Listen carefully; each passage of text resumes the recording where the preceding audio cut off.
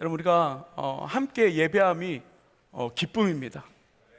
함께 우리가 하나님을 예배하는 것이 기쁨입니다. 여러분 우리가 공동체로 하나님께서 우리를 불러주셨고 한 곳에서 한 장소에서 한 하나님을 한 고백으로 하나님께 찬양하고 또 우리가 말씀으로 또 이곳에서 우리가 하나님 앞에 나아갈 때 하나님께서 반드시 우리 가운데 우리에게 꼭 필요한 하나님의 음성, 꼭 필요한 하나님의 응답이 저와 여러분들 가운데 있기를 간절히 소망합니다. 오늘 우리가 나눌 말씀은 화려한 비본질과 초라한 본질이라는 제목으로 여러분들과 함께 말씀을 나누려고 합니다. 여러분은 화려한 사람입니까? 아니면 초라한 사람입니까? 여러분들에게 한번 질문을 해보십시오. 여러분들은 화려한 사람입니까? 초라한 사람입니까? 여러분, 저는 화려한 사람 같습니까? 초라한 사람 같습니까? 뭐라고? 화려한 것 같아요? 그 제목을 내가 얘기했는데도 불구하고 화려하다고 지금 얘기한 거예요. 화려한 비본질과 초라한 본질이라고 얘기했는데, 여러분 맞습니다. 여러분, 화려하지는 않지만 초라하고 싶지는 않은 것이 우리의 마음인데, 그런데 마음 한구석에는 화려한 삶을 살고 싶은 것이, 마음 한구석에는 겉으로는 아주 화려하지는 않지만 사람들이 나를 봤을 때는 참 화려한 사람이다, 참 잘 나가는 사람이다 라고 이야기를 듣고 싶은 것이 우리의 마음, 또 사람의 마음입니다. 많은 사람들이 화려함과 초라함에 사실은 참 많이 집중하면서 살아가고 있습니다. 나의 삶은 지금 화려한 삶인가? 잘 나가고 있는 건가? 내가 직장을 옮기고 또 직장을 선택하고 직장에서 일을 하고 그리고 직장의 이 포지션 가운데서 내가 참 화려하게 잘 살아가고 있는 건가? 아니면 내가 너무 초라한 삶을 살아가고 있는 건가? 이런 생각으로 참 우리가 집중하면서 살아가는 그러한 모습을 우리가 보게 됩니다. 초라함보다는 화려한 삶을 살고 싶고, 또한 그 가운데에서 요즘 트렌드가 또 그런 거잖아요. 초라해 보이지만 그 속은 굉장히 화려한 것. 그냥 겉으로는 뭐 특별한 거 없어 보이는데 정작 그의 삶은 굉장히 화려해 보이는, 여러분 그런 삶을 우리가 추구하며 살아갑니다. 여러분, 그런데 하나님은 우리에게 중요한 질문을 하십니다. 본질을 가지고 살아가고 있니? 아니면 비본질을 가지고 살아가고 있니? 많은 사람들이 본질과 비본질을 생각하지만 그 앞에 붙어있는 수식어에 더 집중하고 있는 것을 우리가 보게 됩니다. 여러분, 비본질과 본질 사이에 그 앞에 수식어, 화려함과 초라함, 여러분 하나님은 그 수식어를 집중하고 계시는 것이 아니라 하나님께서 우리에게 정작 진짜로 질문하고 계시는 것은 무엇이냐면, 너가 정말 비본질을 가지고 살아가고 있니? 아니면 본질을 살아가고 있니? 본질을 가지고 살아가고 있니? 라고 하나님께서 우리에게 물어보고 계신다는 것입니다. 여러분, 왜입니까? 왜 그렇게 하나님께서 물어보십니까? 여러분, 본질 앞에서는, 이 하나님을 믿는 예수 그리스도의 본질 앞에서는 여러분 초라함도 화려함도 그렇게 큰 의미가 없기 때문에 그렇습니다. 여러분, 오늘 본문의 내용을 보면 바울이 예루살렘 성에서 체포되어지는 그러한 사건이 이제 드디어 등장하게 됩니다.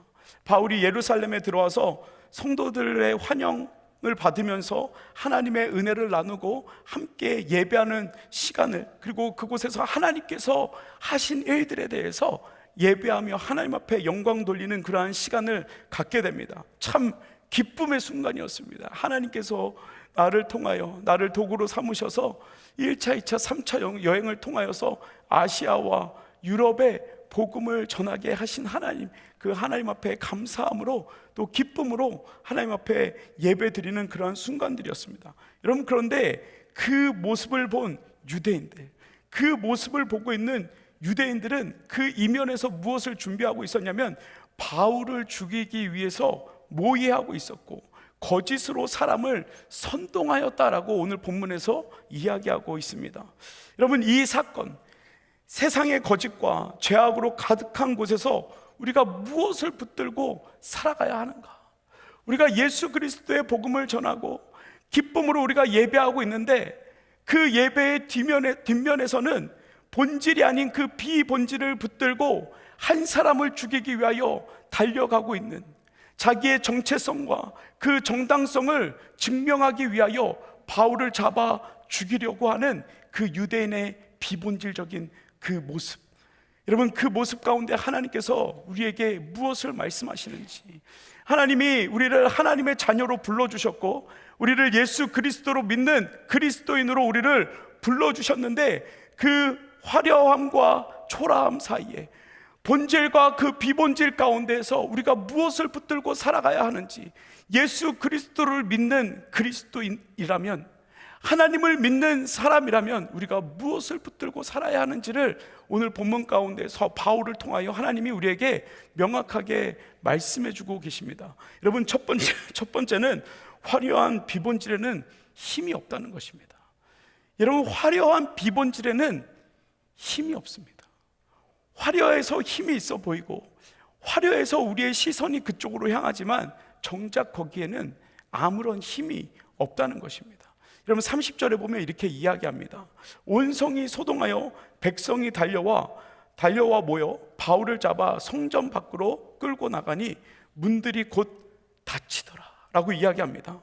여러분, 바울은 짧지만 예루살렘에서 영적인 동역자들과 은혜의 시간을 함께 가졌습니다. 여러분, 근데 실상 바울에게 일어난 일은 무엇이었습니까? 여러분, 하나님께서 하신 일들과 함께 하나님을 예배하고 하나님을 높여드리고 참 기뻐하는 순간들이 있었습니다. 여러분, 그런데 바울에게 정작 예루살렘에서 일어난 일은 무엇이었냐면 범죄자의 누명을 쓴 것이었습니다. 거짓으로 선동한 유대인들을 통하여 범죄자라는 누명을 쓰게 됩니다.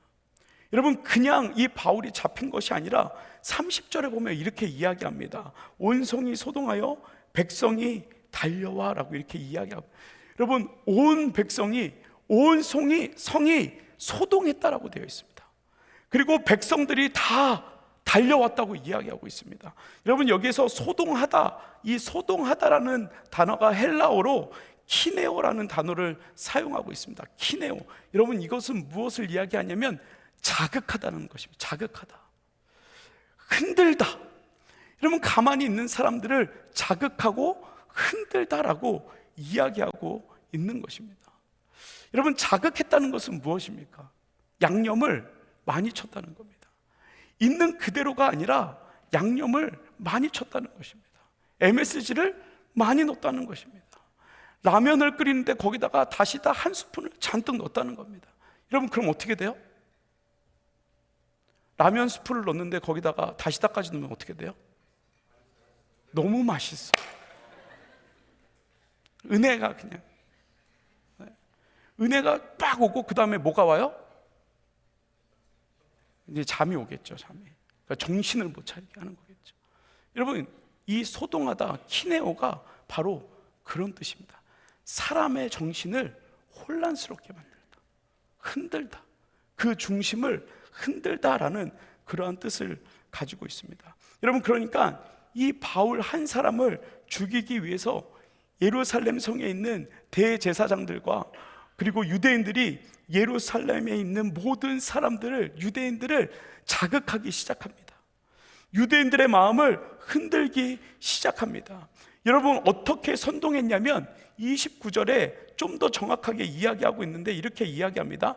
이는 그들이 전에 에베소 사람 드로비모가 바울과 함께 시내에 있음을 보았다라고 되어 있습니다. 여러분, 이 드로비모는 어떤 사람이냐면 바울이 3차 전도 여행 때 에베소에서 복음을 전했습니다. 그렇죠? 한 3년 가까이 복음을 전했습니다. 여러분, 거기에서 이 이방인 드로비모에게 복음을 전해서 예수님의 제자가 되었고, 그리고 바울을 따라 같이 복음을 전했던 사람이 바로 드로비모였습니다. 이방인이었습니다. 여러분, 그런데 이 드로비모가 어디까지 따라왔냐면 예루살렘까지 따라왔습니다.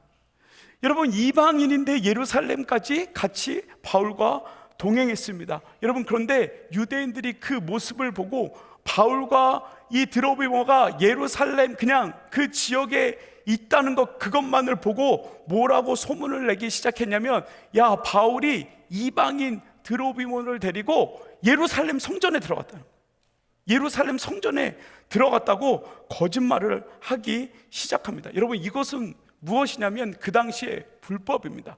절대 해서는 안 되는 행동입니다. 이방인은 절대로 예루살렘 성전에 들어갈 수 없었습니다. 여러분, 그런데 29절에 보니까, 후반절에 보니까 뭐라고 이야기하고 있어요? 바울이 그를 성전에 데려간 줄로 생각함이라. 유대인들은 이 바울이 이방인을 데리고 성전에 들어갔다라고 생각을 하고, 그 다음에 바울이 외국인을, 이방인을 성전에 데리고 들어갔다라는 프레임을 씌워서 사람들에게 이야기하기 시작합니다. 여러분, 그랬더니 유대인들이 어떻게 되겠어요? 마음이 그러면 안 되지. 이방인에게 전도하는 것 내가 거기까지는 이해해 줄 수 있는데 그거는 안 되지. 그거는 안 돼. 그래서 사람들이요, 이 거짓말을 듣고 다 손살같이 몰려들기 시작합니다. 여러분, 그 소동을 통하여, 그 거짓을 통하여, 그 거짓말을 통하여, 그 비본질을 통하여 사람들의 마음에 정서적 반감을 심기 시작합니다. 정서적 반감을 선동하기 시작합니다. 여러분, 그런데 우리가 위에 구절을 다 읽지는 않았지만, 여러분 27절 그 이전의 구절을 보면은요, 여러분 바울은요 진짜 유대인보다 더 유대인들이었고요, 유대인들보다 진짜 하나님의 진짜 마음으로 하나님의 말씀을 지키기 위하여 생명을 바쳤던 사람이 바울이었습니다. 여러분, 심지어 바울이 이방의 선교를, 복음을 전하고 바로 예루살렘으로 돌아온 다음에, 여러분 바울이 무엇을 하였냐면, 하나님 앞에 부정할까봐, 하나님 앞에서 내 안에 죄를 지었을까봐 정결 예식을 했을 정도로 유대인보다 훨씬 더 유대인의 하나님의 말씀을 가지고 지키며 살아왔던 사람이 바로 바울이었습니다. 여러분, 그럼에도 불구하고 사람들은 비본질, 그 목적을 흐리게 하는 그 일에 몰려들기 시작했다, 반응하기 시작했다는 것입니다. 여러분들은 어떤 것에 빨리 반응하십니까? 여러분, 본질에 빨리 반응하십니까? 아니면 비본질에 빨리 반응하십니까? 여러분, 좀 더 쉽게 이야기하면, 누군가를 칭찬하는데 빨리 반응하십니까? 아니면 누군가를 욕하는데 빨리 반응하십니까? 여러분, 칭찬하는데 빨리 반응하시는 분 손 들어 보십시오. 오, 2명. 우리 공동체는 좋은 일에 반응하는 사람이 2명밖에 없습니다. 여러분, 나쁜 일에, 어떤 스캔들에 욕하는데, 누군가를 비방하는데 빨리 반응하시는 분들 손 들어 보십시오. 진짜 양심도 없는 사람들. 여러분, 우리의 본성이요, 나쁜 일에, 좋지 않은 일에, 남을 헐뜯는 일에, 비본질에 우리의 마음이, 우리의 정서가 빨리 반응한다는 것입니다. 지금으로 말하면 이런 거죠. 어떤 비본질, 누군가를 비방하고 누군가를 헐뜯는 인스타와 쇼츠를 막 올리는 거예요. 그럼 사람들은 거기에 격렬하게 반응한다는 거예요. 그럼 만약에 제가 우리 민재가 우리 청년에서 진짜 이상한 애예요 라고 인스타하고 쇼츠에 막 올리는 거야. 그럼 사람들이 거기에 막, 맞아요, 저도 그렇게 생각해서 말은 못했는데, 거기다 이제 막 댓글 달기 시작하는 거예요. 저도 그런 줄 알았는데 제가 등치가 너무 커가지고 말은 못하고 있었는데, 맞아, 어쩐지 걔가 행동을 좀 이상하게 하더라고요. 막 이렇게 사람들이 달려들기 시작하죠. 또 이제 이거 진짜로 이제 졸다가 진짜로 알아듣고 또 나가가지고 또 목장 가서, 야, 민재가 누구야? 뭐 이러시면 안 돼요. 예를 들자면 여러분, 남녀간에, 우리 청년들 안에서 이렇게 썸을 타고 좀 이렇게 사귈 수 있잖아요, 그렇죠? 아니, 사귀어야 돼요. 왜냐하면 제가 올해 50쌍을 결혼시키기로 했거든요. 근데 오만 하면 안 돼요. 이게 썸을 타야지 뭐가 되는데, 지금 아직 한 5쌍인가 밖에 결혼을 못했는데 이러다가 12월 달에 아침 저녁으로 지금 결혼을 해야 되게 생겼어요.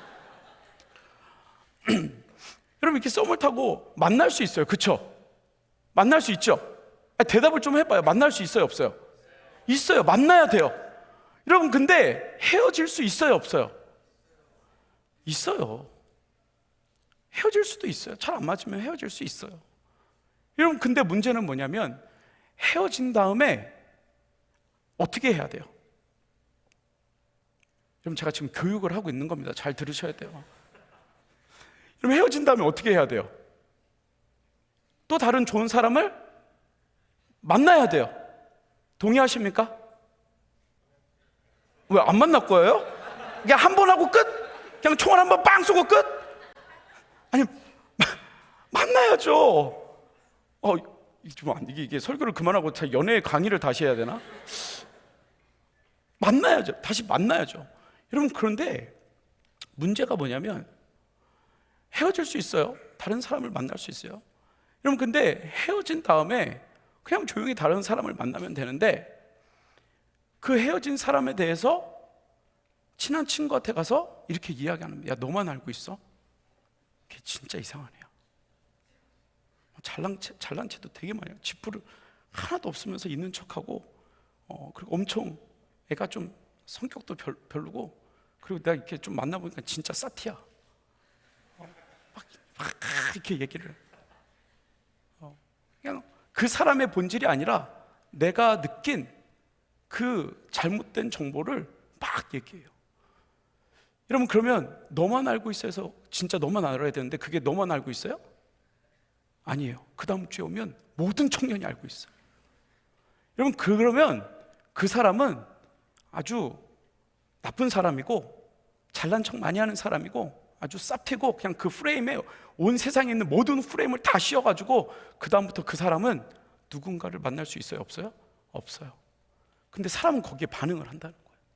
진짜 그런 줄 안다는 거예요. 여러분, 우리 청년들이 자꾸 그런 프레임을 쓰고 있으면 아무런 일이 일어나지 않아요. 여러분, 이제 우리 그 프레임을 좀 이렇게 뜯어내야 돼요. 그 비본질의 프레임을 뜯어내야 돼요. 여러분, 하나님께서 우리에게 주신 그 본성이 있어요. 하나님께서 우리에게 허락하여 주신 은혜가 있어요. 근데 내가 보기 안 좋다고, 하나님은 보시기 좋다고 말씀하시는데 내가 보기에 좋지 않다고 거기에다 프레임을 씌워놓고 우리 청년들의 모든 프레임을 씌워놓으면 우리 청년들은 이대로 그대로 장년부로 올라가는 거야.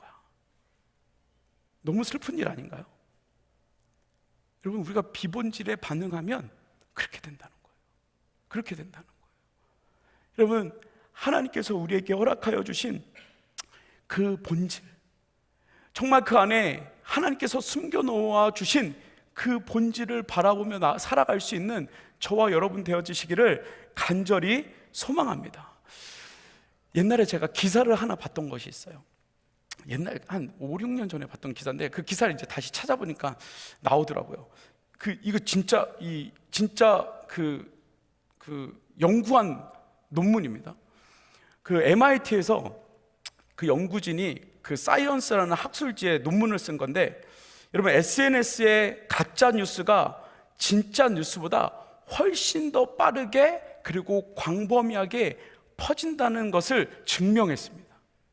근데 이게 그냥 증명했다는 것은 무엇을 말하냐면 그 사람이 가지고 있는 어떤 본성을 이야기하고 있는 건데, 여러분, 가짜 정보가 온라인에서 확산되는 속도가요, 가짜 뉴스가 온라인상에서 그리고 우리 안에서 퍼져가는 이 속도가 진짜 정보보다, 진짜 뉴스보다 6배가 빠르다고 합니다. 여러분, 가짜 뉴스임에도 불구하고 이게 퍼져가는 속도가 진짜 뉴스보다 6배가 빠르답니다. 여러분, 약간 좀 동의가 되시지 않습니까? 좋지 않은 것들 야, 그랬대. 막 3시간, 4시간 전화하고, 야, 나머지는 만나서 또 전화해. 그 만나서 얘기해. 만나서 또 주차장에서 한 4시간 또 얘기하다가, 야, 다 못해서 전화로 다시 얘기해. 끝이 나잖아요. 그러니까 속도가 6배가 빠른 거예요. 여러분, 그리고 또 이 연구 결과가 뭐냐면 똑같은 정보입니다. 똑같은 정보를 1,500명에게 도달하는데 진짜 뉴스는 60시간이 걸린답니다. 1,500명에게 정보를 전하는데 진짜 뉴스는 60시간이 걸린답니다. 여러분, 근데 가짜 뉴스는 10시간이면 퍼진답니다. 똑같이 1,500명에게. 똑같이 1,500명. 그리고 가짜 뉴스는 진짜 뉴스보다 평균 35% 더 널리 퍼지고, 그리고 사람들에게 공유하는 그 퍼센트도 70%가 넘는다고 합니다. 여러분, 그러니까 우리가 가지고 있는 우리의 본성과 우리의 행동이 가짜를 더 열심히 나르고 있다는 거죠. 여러분, 우리가 복음을 가지고 살아갑니다. 예수로 살아갑니다. 여러분, 바울도 하나님의 복음을 들고 최선을 다해서 1차, 2차, 3차 여행 마음을 다하여서 생명을 다하여서 그 복음을 들고 살아갑니다. 여러분, 그런데 그 진리와 그 본질의 복음을 듣고 많은 사람들의 반응은 무엇이었습니까? 바울을 죽이라는 것입니다. 여러분, 근데 이 학술지에서 마지막에 뭐라고 이야기하냐면 이렇게 이야기합니다. 가짜 뉴스를 적극적으로 나르고 열광한 것은 다름 아닌 사람의 이기심과 호기심이었다. 여러분, 그렇게 가짜 뉴스를 진실이 아닌 것을, 본질이 아닌 것을, 비본질인 것을 최선을 다해서 사람들에게 전달하고 나르는 그 이유가 무엇이었냐면 그냥 흥미로운 것이 아니라 사람의 이기심이었다. 여러분, 그게 놀랍지 않습니까? 여러분, 사람의 이기심이라는 것은 무엇입니까? 그 비본질을 통하여서 무엇을 내가 얻고자 하는 것인데 그것이 바로 이기적인 거라는 거예요. 이기적인 건 뭐예요? 이것을 나름을 통해서, 이 자극적인 것을 이야기함을 통해서 나는 이런 거를 아는 사람이야, 이 사람은 좋지 않은 사람이야 라고 정의를 내리는 나는 그런 사람이야. 너는 잘 모르지만 나는 이 사람이 어떠한 사람인지를 프레임 씌우고, 그리고 나는 이것까지도 아는 사람이야. 여러분, 그 이기적인 이기심이 있었기 때문에 이 비본질에 더 사람들이 환호하고 열광하고 그것을 붙들고 살아간다는 것입니다. 여러분, 다시 말하면 많은 사람들이 본질이 아닌 비본질 가운데 뭔가 사람들이 반응하고, 뭔가 사람들이 움직이고, 뭔가 사람들이 나에게 집중하는 그 화려한 삶을 살고 싶어 한다는 것입니다. 나도 모르게. 여러분, 그런데 이러한 똑같은 본문이 마태복음 27장 39절에도 동일하게 나옵니다. 마태복음 27장 39절에 뭐라고 이야기하냐면 지나가는 자들은 자기 머리를 흔들며 예수를 모욕하였다라고 되어 있습니다. 머리를 흔들고 모욕하였다라는 이 단어가 키네오, 소동하다, 선동하다와 똑같은 단어를 사용하고 있습니다. 똑같은 단어를. 십자가에 달려있는 예수님을 보고 사람들이 고개를 흔들었답니다. 그리고 모욕했다는 것입니다. 그럼 무슨 말이에요? 저 사람은 잘못한 사람이라는 거예요. 반면에 나는 잘한 사람이라는 거예요. 여러분, 진짜 누가 잘못했어요? 여러분, 정말 누가 선한 사람이에요? 여러분, 정말 누가 본질을 가지고 살아가는 사람이에요? 근데 사람들은 누군가를 손가락질해서 나는 정당한 사람, 나는 본질을 가지고 살아가는 사람, 그래서 나는 화려한 사람, 나는 누군가를 정의하는 사람이라고 착각하고 살아간다는 것입니다. 사랑하는 우리 청년 공동체 여러분, 누군가에게 프레임을 씌우며 살아가는 인생이 아니라 예수 그리스도의 복음을 가지고 화려하지는 않지만, 조금은 초라하지만, 조금은 답답한 사람처럼 보이지만, 여러분, 하나님의 말씀을 가지고 여러분 굳건히 서서 살아갈 수 있는 저와 여러분들의 삶이 되어지기를 간절히 소망합니다. 여러분, 나를 증명하는 삶이 아니라, 세상은 나를 자꾸 증명하라고 하죠. 그러니까 자꾸 MSG를 엄청 집어넣는 거예요. 비본질 가운데 계속 나가게 하는 거예요. 여러분, 세상은 우리를 증명하라고 하지만 그래서 남을 비방하라고 하고 남을 깔아뭉개라고 이야기하지만 여러분, 하나님은 우리에게 말씀하십니다. 그 초라한 십자가를 붙들라고. 여러분, 그런 은혜가 저와 여러분 가운데 있기를 간절히 소망합니다. 여러분, 미련하게 초라하게 주일날 하나님 앞에 나와 예배하라는 것입니다. 그 가운데 하나님의 은혜가 있다는 것입니다. 여러분, 두 번째는 본질을 볼 때 하나님이 보호하신다는 것입니다. 여러분, 우리가 본질을 바라보면 그 본질이 무엇인지 그것을 붙들고 살면, 그 초라함으로 살면 하나님이 우리를 보호하여 주시는 것이 보인다는 것입니다. 여러분, 31절 32절에 우리 한번 같이 읽어보겠습니다. 31절 32절 우리 같이 읽겠습니다. 시작. 그들이 그를 죽이려 할 때에 온 예루살렘이 요란하다는 소문이 군대의 천부장에게 들리매 32절 그가 급히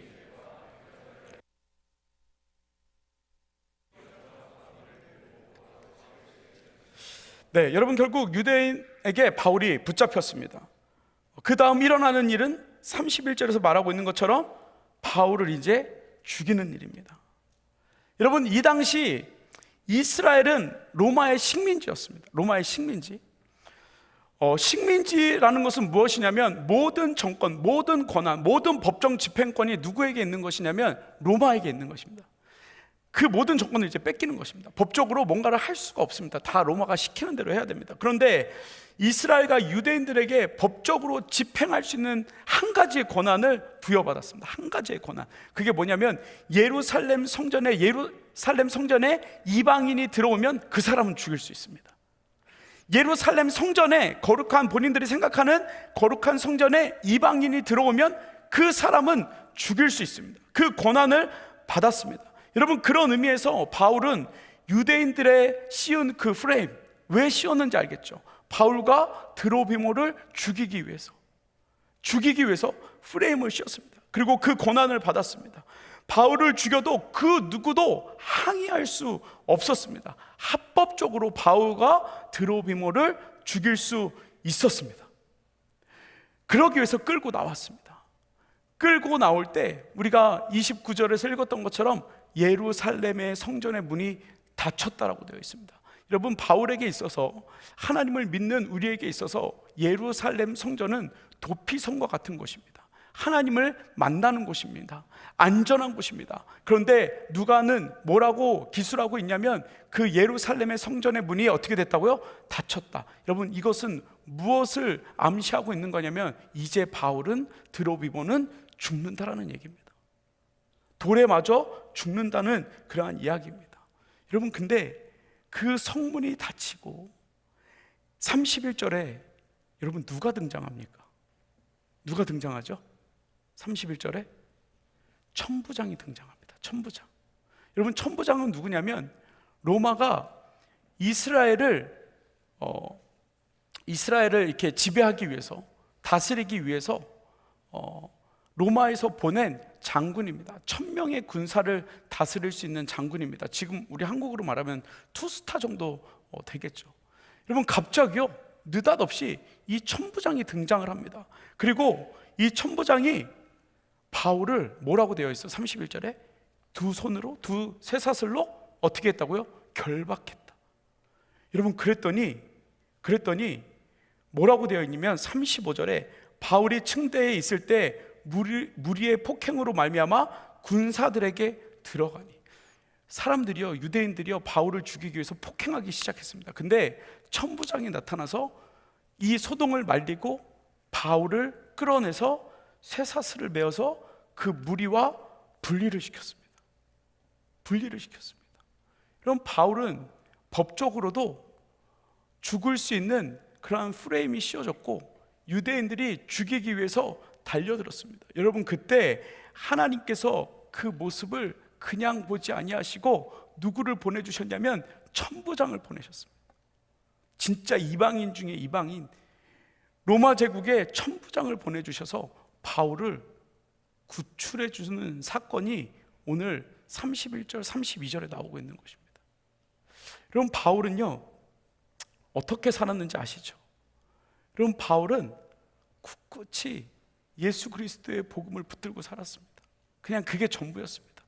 자기의 삶을 다 내려놓고 그 복음 들고 10년이라는 시간 동안 소아시아와 유럽을 다니며 복음을 전하면서 살았습니다. 루스드라에서 복음을 전하다 돌에 맞아 죽을 뻔했습니다. 근데 하나님께서 살려주셨습니다. 그럼에도 불구하고 복음을 들고 세상을 향해 살았습니다. 본질을 가지고 살았습니다. 나는 하나님의 자녀라는 본질을 가지고 살았습니다. 하나님의 말씀을 붙들고 살았습니다. 하나님과 가까워지기 위하여서 하나님 앞에 날마다 기도하고 하나님의 말씀을 붙들고 내가 어떻게 하면 하나님의 말씀을 지키고 살아갈 수 있을까? 하나님, 나는 그 하나님 말씀 가운데 너무나도 죄인인데 하나님의 은혜가 필요합니다라고 하나님의 은혜를 구하며 날마다 그 본질을 가지고 살았던 사람입니다. 그렇기 때문에 예루살렘 성전에 들어갔고, 죽을 것을 알면서도 예루살렘 성전에 들어가서 성도들과 함께 하나님을 예배하였습니다. 여러분들, 그를 기다렸던 건 죽음이었다는 사실입니다. 죽음, 예루살렘의 성전이 닫히는 죽음. 여러분, 그런데 하나님께서 천부장을 통하여 바울을 살려주십니다. 바울을 살려주셔서 바울을 어디로 보내시냐면, 어디로 보내시죠? 로마로 보냅니다. 로마로. 갑자기 천부장이 야, 얘 안 되겠다, 얘는 그냥 로마로 보내서 로마에서 해결하게 하자, 그냥 로마로 보내버립니다. 여러분, 근데 이 구절이 어디서 나오냐면 사도행전 19장에 보면 바울이 이렇게 이야기합니다. 바울이 뭐라고 이야기하냐면 사도행전 19장 21절에 에베소에서 뭐라고 이야기하냐면, 내가 예루살렘으로 가기로 작정하여 이르되 내가 거기에 있다가 후에 로마도 보아야 하리라 라고 이야기합니다. 여러분, 그 고백을요 하나님께서 들으시고 천부장을 통해서 죽음에서 어디로 보내시냐면 로마로 보냅니다. 살려주셨다는 겁니다. 여러분, 본질을 가지고 살아가는 사람은요, 내가 열심히 해서 사는 게 아니라 하나님께서 살려주십니다. 예수 그리스도를 붙들고 살아가는 사람은요, 내가 열심히 해서 사는 것이 아니라 하나님께서 나를 살려주십니다. 여러분, 그렇다고 열심히 안 하면 안 되겠죠. 최선을 다해서, 바울도 최선을 다해서 그 어려움을 피하지 않고 예루살렘에 가서 하나님을 예배하며 그 예배 가운데 어려움을 겪었지만 그 결박을 당하며 하나님을 붙들며 하나님의 은혜를 구하며 걸어갈 때 하나님께서 그 바울에게 구원을 주시고 생명을 주시고 그 어려운 가운데서 구출하여 주셔서 로마에서 많은 성도들에게 편지를 쓰며 옥중성신을 통하여 예수 그리스도의 복음을 전하는 그 자리 가운데 나아가게 하셨다는 것입니다. 여러분 삶 가운데, 여러분 인생 가운데 열심히 살죠. 그렇죠? 최선을 다해서 살아가죠. 열심히 신앙생활하죠. 요즘 우리 청년들 새벽기도 진짜 열심히 나오거든요. 지난주 일주일 내내 우리 청년들 나와서 기도하고 7시까지 기도하고 만나서 말씀 나누고, 우리 또 엄프를 위해서 계속해서 기도하고 하나님의 은혜를 부어달라고 우리가 기도하고, 다 끝나고 집에 안 가고 또 먹으러 가고, 계속 먹으러 가고 커피 마시고 은혜 나누고 열심히 우리가 하나님 앞에 기도하죠. 목장 모임 열심히 하죠. 말씀 열심히 읽죠. 하나님의 뜻대로 살라고 발버둥 치죠. 내 인생에 근데 어느 순간에 문이 닫히는 순간들이 있다는 거예요. 여러분, 근데 그 닫히는 순간에 여전히 하나님을 붙들고 있으면, 여전히 하나님을 붙들고 있으면, 여전히 그 본질을 가지고 하나님의 말씀으로 살아가면 하나님께서 우리에게 예루살렘의 문이 닫혀 있었으나 하늘의 문을 우리에게 열어주신다는 거예요. 여러분, 세상의 문이 우리에게 닫힐지는 모르지만 하나님은 본질을 가지고 하나님의 말씀으로 살아가는 자들에게 하늘의 문을 열어주신다는 거예요. 여러분, 세상의 문이 열리기를 원하십니까? 여러분, 세상의 문이 활짝 열려서 여러분들의 삶을 화려하게 인도해주는 여러분 그 삶을 원하십니까? 원할 수 있죠. 여러분, 그런데 우리 삶에 있어서 정말 중요한 것은 무엇이냐면 우리 삶 가운데 하늘의 문이 열려야 된다는 것입니다. 하나님 나라의 문이 우리를 향하여 열려져야 한다는 것입니다. 여러분, 세상의 문이 아무리 우리에게 열려 있어야 여러분 그 안에는 끝이 있습니다. 끝이 있습니다. 여러분, 우리는 끝을 향해 달려가는 사람들이 아니라 끝이 없는 영원한 천국을 향하여 달려나가는 사람이라는 것을 여러분 기억할 수 있는 저와 여러분 되어지기를 간절히 소망합니다. 여러분, 바울은 그 인생 가운데 세상 사람이 보면 야, 저렇게 예수 열심히 믿다가 결국엔 돌에 맞아 죽는구나, 그 누구에게도 인정받지 못하고 그 누구도 구출해주지 못하는 그러한 초라한 인생을 살아가는구나, 저렇게 열심히 복음을 가지고 살아가더니 결국에는 그가 맞이한 것은 유대인들에게 잡혀서 죽는 것이 그 초라함이 그 사람의 인생이었구나라고 사람들은 손가락질합니다. 여러분, 그런데 하나님은 그 누구도 막을 수 없는 하나님의 손으로 바울을 붙들어 주셨고, 그 누구도 보호할 수 없는, 이 세상에서 그 누구도 보호할 수 없는 그 하나님의 능력으로 하나님께서 바울을 살려주셨다는 것입니다. 여러분, 우리가 살아갈 때 예수 그리스도라는 구원이라는 천국의 소망이라는 본질을 가지고 살아갈 수 있는 저와 여러분 되어지기를 간절히 소망합니다. 여러분, 우리는 예수 그리스도로 구원받은 자라는 그 자녀의 본질을 가지고 살아갈 수 있는 저와 여러분 되어지기를 간절히 소망합니다. 여러분, 그 삶은 때로는 초라해 보일 수도 있습니다. 굳이 저렇게까지 해야 돼라고 사람들이 손가락질할 수 있습니다. 여러분, 그런데 진짜 어려움이 닥쳤을 때, 진짜 사람이 해결할 수 없는 어려움이 닥쳤을 때, 여러분, 하나님께서 그 초라한 인생 가운데 천부장을 보내주셔서 우리의 삶을 구출해 주신다는 것입니다. 여러분, 사람이 구해주는 그 화려한 구원이 아니라 하나님께서 구원해 주시는 그 십자가의 초라한 구원을 통하여 여러분, 우리가 우리의 삶이 살아날 수 있는 그 본질을 가지고 살아갈 수 있는 그 본질 가운데 하나님의 보호하심으로 살아갈 수 있는 저와 여러분 되어지기를 간절히 소망합니다. 말씀을 마무리하겠습니다. 여러분, 바울은 사형당할 위기 속에서 쇠사슬에 묶였습니다. 겉모습은 말할 수 없이 초라했습니다. 말할 수 없이 초라했습니다. 그러나 그 초라함은 실패가 아니라 하나님이 바울을 살려서 그를 들어서 로마로 보내시는 하나님의 프로젝트였다는 것입니다. 여러분, 우리의 시선을 화려함과 초라함이라는 세상의 기준이 아니라 내가 본질을 가지고 살아가고 있느냐, 내가 예수 그리스도로 살아가고 있느냐, 내가 구원의 기쁨을 가지고 살아가고 있느냐, 여러분, 그곳에 우리의 시선을 옮길 수 있는 저와 여러분 되어지기를 간절히 소망합니다. 내 뜻대로 되지 않아 답답했던 내 인생의 모든 순간이 여러분 실은 하나님의 완벽한 계획이었다는 것을, 여러분, 하나님의 완벽한 인도였다는 것을 기억할 수 있는, 고백할 수 있는 저와 여러분 되어지기를 간절히 소망합니다.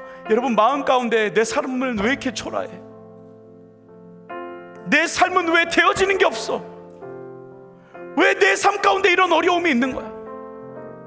왜 내 삶은 맨날 이렇게 무너지는 거야? 왜 하나님은 나를 도와주지 않는 거야? 왜 내 인생은 세상 가운데 맨날 매이는 거야? 여러분, 그것이 중요한 것이 아니라 그 가운데 나는 무엇을 붙들고 있느냐? 여러분, 그 인생 가운데 나를 붙들고 있는 것이 무엇이냐? 예수 그리스도, 구원의 기쁨. 여러분, 그러면 해결됩니다. 그러면 해결됩니다.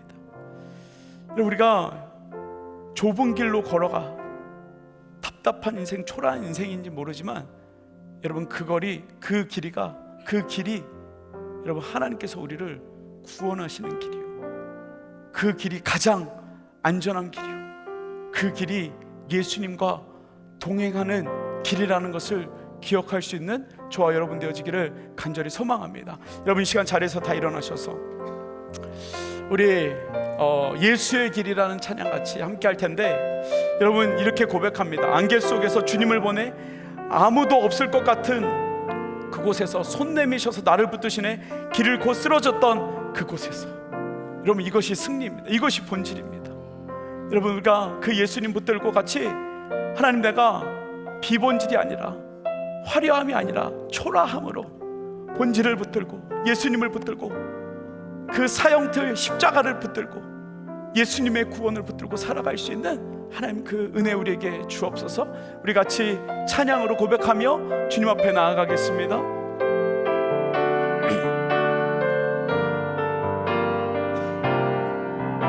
안개 속에서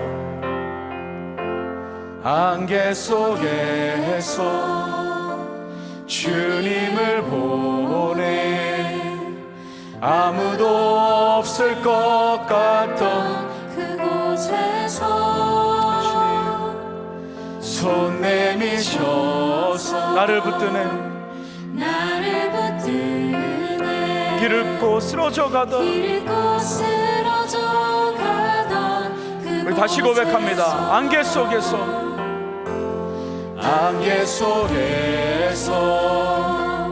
주님을 보내 아무도 없을 것 같던 그곳에서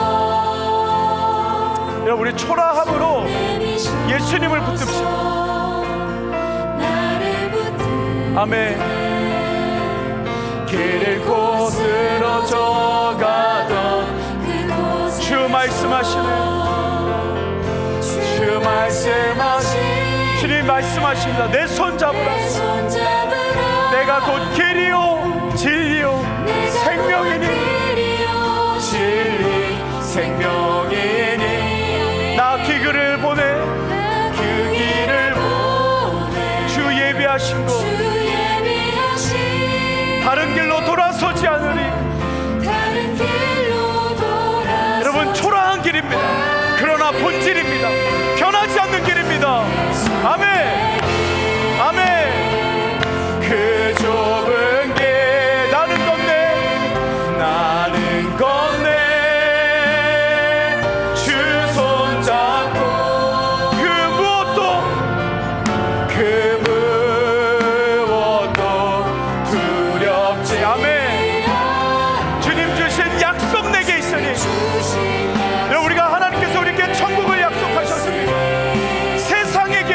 세상의 길 그 험한 길 승리 안에 성령으로 아멘. 성령으로 그 무엇도 바라지 않네. 저 하늘에 내 소망이 있으니 우리 고백합니다. 예수의 길 그 좁은 길